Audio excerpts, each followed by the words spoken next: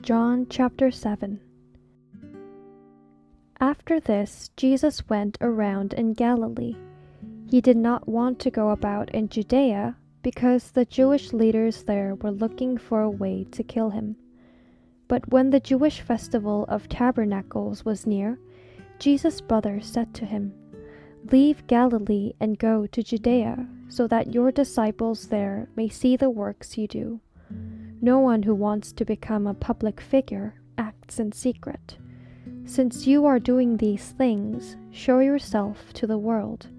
For even his own brothers did not believe in him. Therefore Jesus told them, "My time is not yet here. For you, any time will do. The world cannot hate you, but it hates me because I testify that its works are evil. You go to the festival. I am not going up to this festival because my time has not yet fully come." After he had said this, he stayed in Galilee. However, after his brothers had left for the festival, he went also, not publicly, but in secret. Now at the festival, the Jewish leaders were watching for Jesus and asking, "Where is he?" Among the crowds there was widespread whispering about him. Some said, "He is a good man." Others replied, "No, he deceives the people." But no one would say anything publicly about him for fear of the leaders.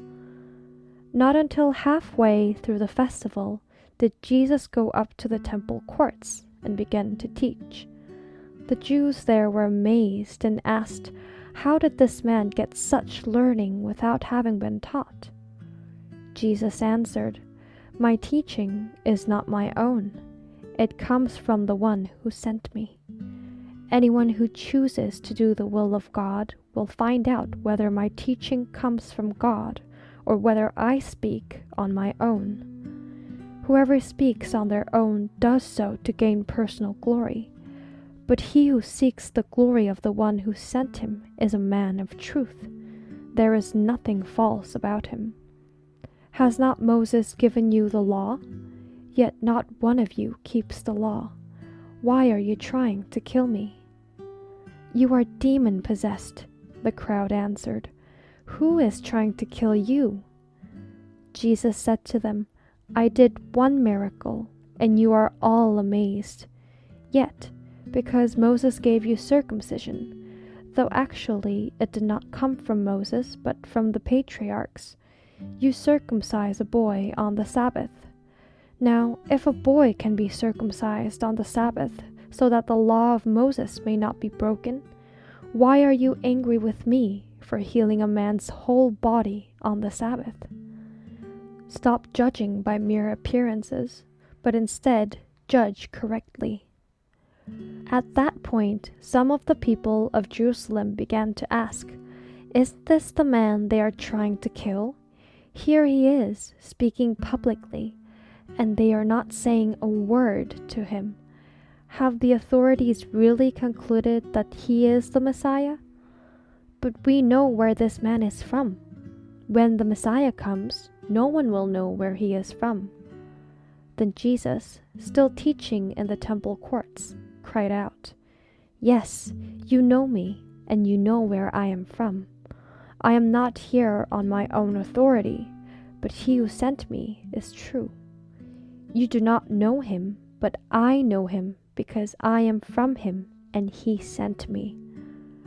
At this, they tried to seize him, but no one laid a hand on him, because his hour had not yet come. Still, many in the crowd believed in him. They said, "When the Messiah comes, will he perform more signs than this man?" The Pharisees heard the crowd whispering such things about him. Then the chief priests and the Pharisees sent temple guards to arrest him. Jesus said, "I am with you for only a short time, and then I am going to the one who sent me. You will look for me, but you will not find me, and where I am, you cannot come." The Jews said to one another, Where does this man intend to go that we cannot find him? Will he go where our people live scattered among the Greeks, and teach the Greeks? What did he mean when he said, 'You will look for me, but you will not find me,' and 'Where I am, you cannot come'?" On the last and greatest day of the festival, Jesus stood and said in a loud voice, "Let anyone who is thirsty come to me and drink. Whoever believes in me, as Scripture has said, rivers of living water will flow from within them." By this he meant the Spirit, whom those who believed in him were later to receive. Up to that time the Spirit had not been given, since Jesus had not yet been glorified.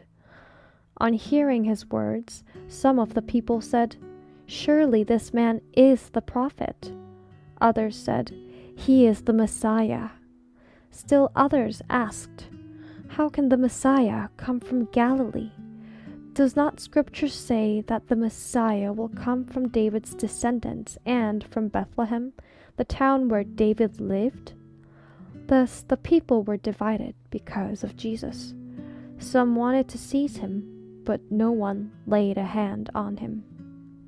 Finally, the temple guards went back to the chief priests and the Pharisees, who asked them, "Why didn't you bring him in?" "No one ever spoke the way this man does," the guards replied. "You mean he has deceived you also?" the Pharisees retorted. "Have any of the rulers or of the Pharisees believed in him?" "No." "But this mob that knows nothing of the law, there is a curse on them." Nicodemus, who had gone to Jesus earlier and who was one of their own number, asked, "Does our law condemn a man without first hearing him to find out what he has been doing?" They replied, "Are you from Galilee too? Look into it, and you will find that a prophet does not come out of Galilee." Then they all went home, but Jesus went to the Mount of Olives.